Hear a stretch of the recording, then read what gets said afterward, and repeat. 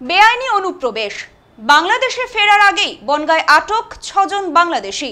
ধৃতদের এদিন তোলা হয় আদালতে।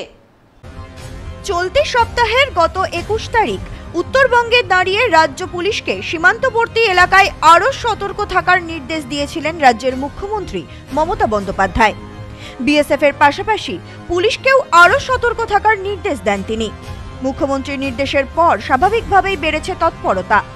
পুলিশি অভিযানে উত্তর 24 পরগনার ভারত বাংলাদেশ সীমান্তের বনগাঁ থানা এলাকায় গ্রেপ্তার 6 বাংলাদেশি।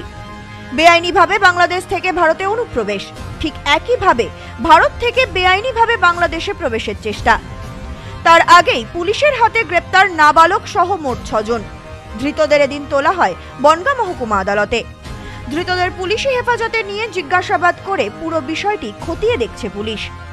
সীমান্তবর্তী এলাকা দিয়ে মাঝে মধ্যেই অবৈধ অনুপ্রবেশের ঘটনা সামনে আসে, তবে বিএসএফ এবং পুলিশের তৎপরতায় বিভিন্ন সময় সেই অবৈধ অনুপ্রবেশ রুখে দেওয়া সম্ভব হয়।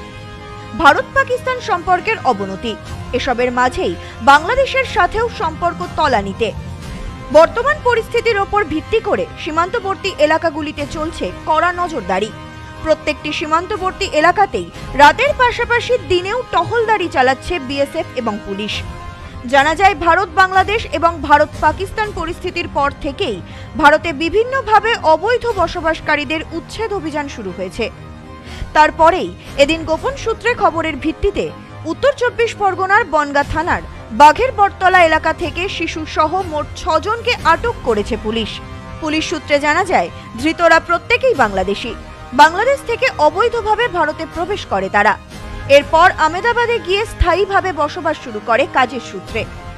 এরপর অবৈধ বসবাসকারীদের উচ্ছেদ অভিযান চালানোর পর থেকে দেশে ফেরার জন্য মরিয়া হয়ে উঠেছে বাংলাদেশিরা। এদিন বনগাঁ হয়ে সীমান্ত পেরিয়ে অবৈধভাবে ভারত থেকে বাংলাদেশে যাওয়ার চেষ্টা করছিল তারা। তার আগেই গোপন সূত্রে খবরের ভিত্তিতে পুলিশ তাদেরকে গ্রেপ্তার করে। পুলিশ সূত্রে আরও জানা যায়, ধৃতদের নাম শিমুল শেখ, তাজিনুর শেখ, নাজমা শেখ, সুলতানা শেখ, রমজান শেখ ও ইউসুফ শেখ। এরা সকলেই বাংলাদেশের খুলনা জেলার বাসিন্দা।